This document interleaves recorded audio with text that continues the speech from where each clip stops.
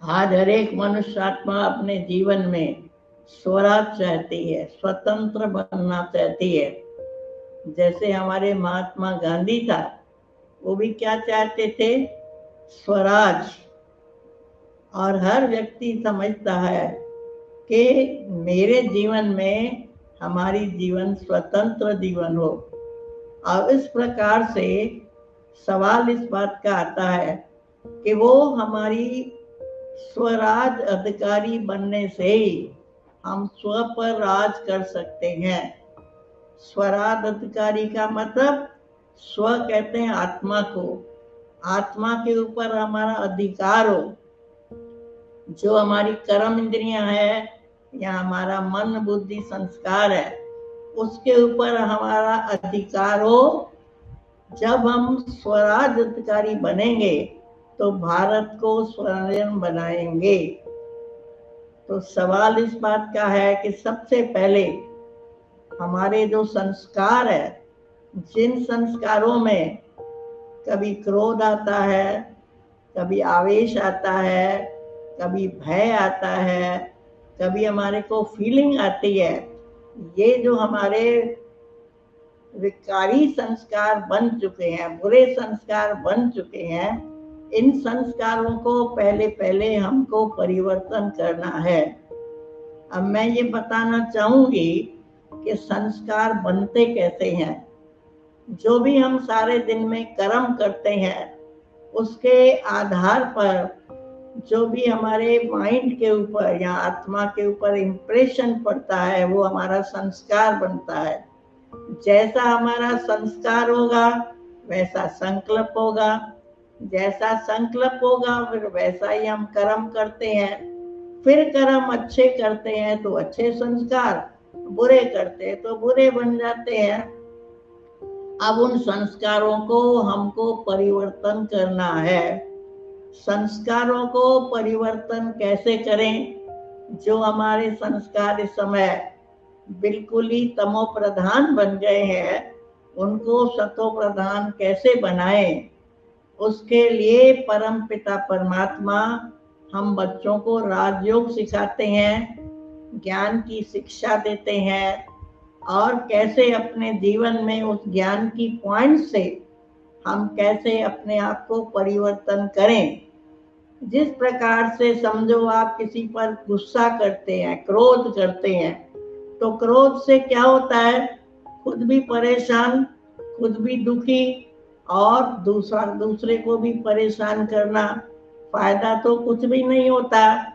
तो जब हमारे ये संस्कार आते हैं, समझो गुस्सा आता है, आवेश आता है, तो समय ये बात हमको शिक्षा प्राप्त होती है। तो उस समय क्या सोचें, उसको कैसे परिवर्तन करें। उस समय सोचो, मैं आत्मा हूं, मैं आत्मा का धर्म शांति और पवित्रता है। जब मेरा धर्म शांति और पवित्रता है, तो जैसा धर्म वैसा कर्म। अगर हम मन को शांति चाहते हैं, मन शांत रखना चाहते हैं, एक होती है मुख की शांति।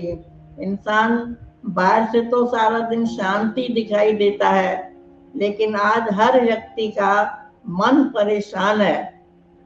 कोई न कोई ऐसी मन में संकल्प भी आ जाए, उस संकल्प से भी परेशान हो जाते हैं। कोई पिछली अगली बात याद आएगी, कोई घटना याद आएगी, तो उससे हमारा मन परेशान होता है।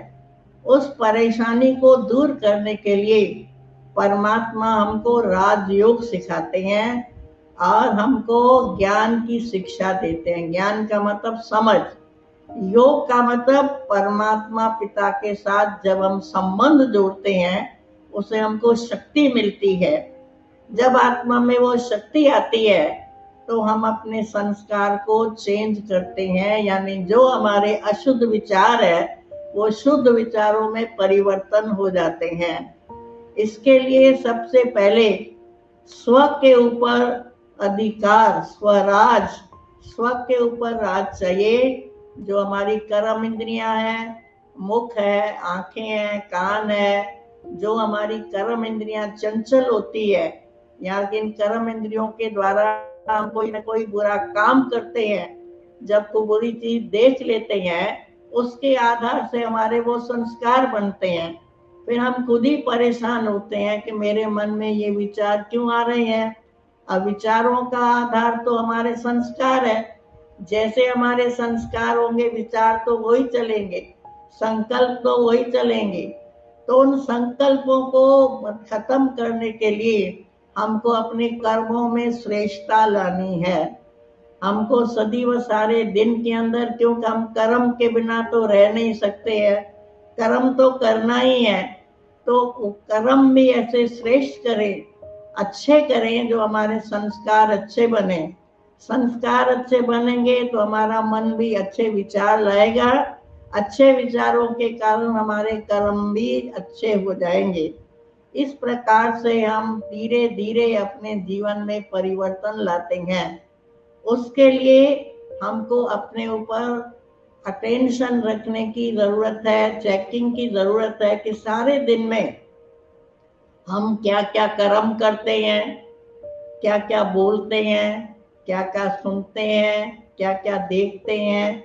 ये सब कर्म तो हमको करना ही पड़ेगा। देखना भी है, सुनना भी है, बोलना भी है, और फिर सोचना भी है। अब हमारे सोच को बदलने के लिए, यानी संकल्प को बदलने के लिए, हमको अपने बोल को, अपने दृष्टि को, अपनी वृत्ति को बदलना पड़ेगा। कहा भी जाता है, जैसी दृष्टि वैसी सृष्टि। जैसी हमारी दृष्टि होगी तो हमको नजर भी वही आएगा, और जैसी दृष्टि होगी तो वृत्ति वैसी जाएगी, संकल्प भी वही चलेंगे। तो आज मनुष्य के अंदर जो बुरे विचार या बुरे संकल्प आते हैं, उसका आधार हमारे श्रेष्ठ कर्म और बुरे कर्म है। तो परमात्मा हम बच्चों को यही राजयोग सिखाते हैं। राजयोग, जिसको कर्म योग भी कहते हैं। कर्म भी करो और परमात्मा को याद भी करो। तो परमात्मा की याद में रह के जो भी हम कर्म करेंगे वो हमारा श्रेष्ठ होगा। और अगर हम बाबा परमात्मा को याद न करके कर्म करते हैं, और जब कोई हमसे बुरा काम होता है तो फिर पश्चाताप होता है, फिर सोचने पर पड़ जाते हैं, और फिर हमारे मन में बुरे बुरे संकल्प आते हैं, जिससे हम खुद ही परेशान होते हैं, दुखी होते हैं। आज के संसार में आप देखेंगे कि हर एक मनुष्य किसी न किसी परेशानी में है, टेंशन में है, दुख में है। उसका कारण क्या है? क्योंकि अपने संस्कार उनके जो बन चुके हैं पुराने, उन पुराने संस्कारों के कारण हमारे संस्कारों में परिवर्तन नहीं आता है।